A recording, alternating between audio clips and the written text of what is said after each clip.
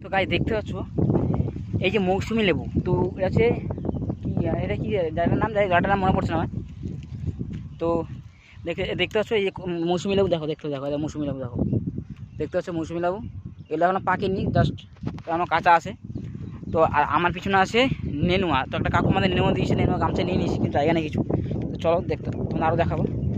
এই জমিটা পুরোই হচ্ছে মৌসুমি লেবু গাছ, দেখতে পাচ্ছ, দেখো দেখো দেখো দেখো, এখানে হচ্ছে সব মৌসুমি গাছ, মৌসুমি লেবু দেখো, খুব সুন্দর, সাইজগুলো খুব সুন্দর হয়েছে, দেখো দেখতে পাচ্ছ।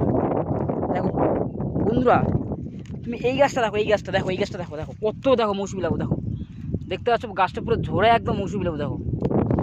তো দেখি আমরা আবার আসবো মৌসুমি লেবু যখন পাকবে, মানে পেকে যাবে, তখন আমরা মৌসুমি লেবু নিতে আসবো। দেখো কি সুন্দর মৌসুমি লেবু, ওফ।